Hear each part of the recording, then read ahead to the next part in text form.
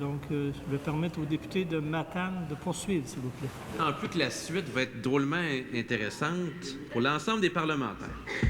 Monsieur le Président, il y a des impacts. Les moyens à la disposition du gouvernement du Québec versus ces choix ne permettent pas de développer les régions comme elles devraient l'être, de donner l'ensemble des moyens nécessaires. Chez nous, il y a une coalition qui s'appelle la coalition Assez, c'est assez. 17 revendications, il n'y a absolument rien dans le budget et dans les crédits pour aider la Haute-Gaspésie. Même chose dans la région de Matane. Alors ça, c'est juste sur la question des choix. Maintenant, sur la question des moyens. L'État québécois a de nombreuses responsabilités, l'éducation, la santé, la culture, l'aide sociale, les affaires municipales, les ministères à clientèle. D'ailleurs, chacun des parlementaires qui siègent dans cette Chambre sait très bien que dans un bureau de circonscription, on est beaucoup plus interpellé que le gouvernement fédéral parce qu'on a des ministères à clientèle qui nous demandent beaucoup d'énergie, qui nous demandent beaucoup d'imagination des fois pour être capable d'accommoder les citoyens. On sait également que les demandes sont énormes et on n'a pas cette capacité-là. Alors, qu'est-ce qu'il faut faire, Monsieur le Président? C'est rapatrier l'ensemble des ressources disponibles.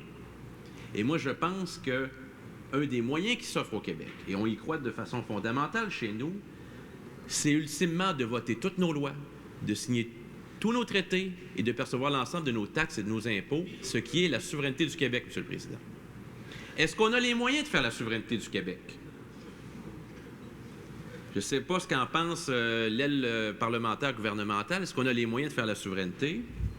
Deux réponses à donner de ce côté-là. D'abord, le premier ministre lui-même s'est commis. Le 7 juillet, je le remercie d'ailleurs de cette entente qui me permet de le dire. Le 7 juillet 2006, le premier ministre dit dans un discours en France qui l'a inspiré, « Oui, nous en avons les moyens de faire l'indépendance. Personne ne remet en question la capacité du Québec de le faire financièrement. » Citation. J'en ai une autre ici. Monsieur le Président.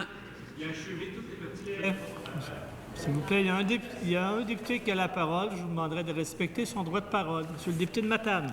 Président, les députés qui n'occupent pas de fonction ministérielle ont le loisir de pouvoir chahuter. D'ailleurs, ça explique peut-être le fait qu'il n'en soit pas.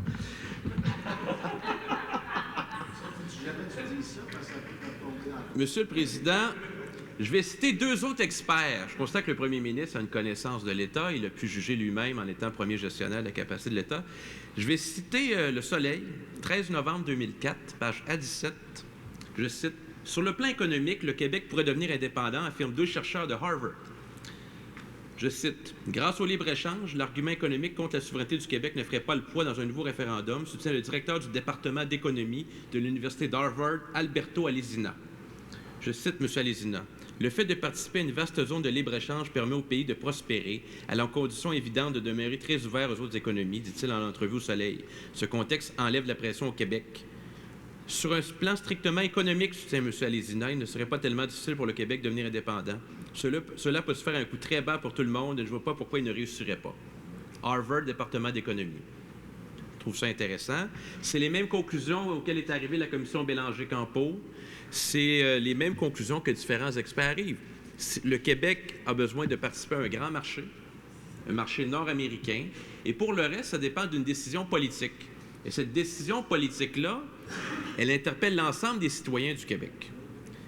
Pour l'avenir du Québec, pour s'assurer de son fait français, de sa capacité à agir sur ses propres choix, sa capacité d'être capable d'intervenir dans l'ensemble des secteurs qui animent sa vie quotidienne, il a besoin de l'ensemble des ressources nécessaires, à la fois de façon rationnelle au niveau financier, puis d'un point de vue plus d'appartenance et d'identité sur la façon qu'il veut s'exprimer dans le monde.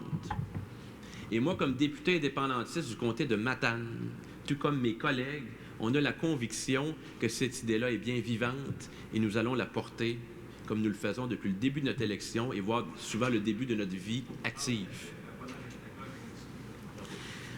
Évidemment, j'entends le député de Vimont puis quelques autres de ses collègues toujours banaliser cette question. Vous savez, de tout temps, dans tous les régimes politiques dans le monde, il y a eu des gens qui les ont combattus. Souvent, l'histoire se souvient d'eux avec différents sobriquets. Mais quant à nous, il nous apparaît important, comme députés, indépendantistes, on l'est.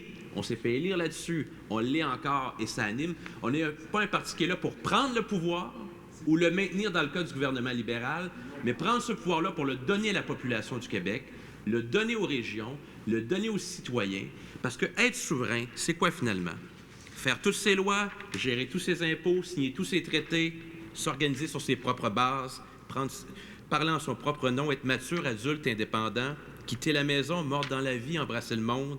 La souveraineté est au peuple, ce que la liberté est aux individus. Identité, responsabilité, solidarité et respectabilité de soi et des autres.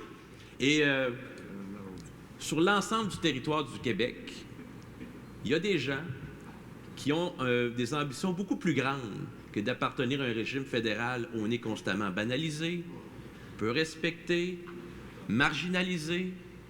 Et l'histoire se souviendra un jour des gens qui sont arrivés à cette conclusion que le Québec doit devenir souverain, soit la suite d'une longue réflexion ou d'une appartenance sincère.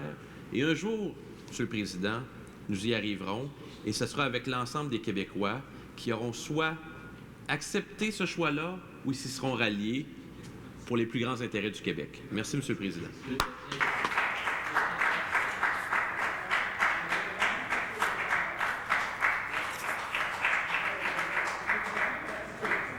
Merci, Monsieur le député. Tout à l'heure, le consentement, Monsieur le leader, était pour poursuivre les débats, le débat restreint, tout simplement. Est-ce que c'est bien ça?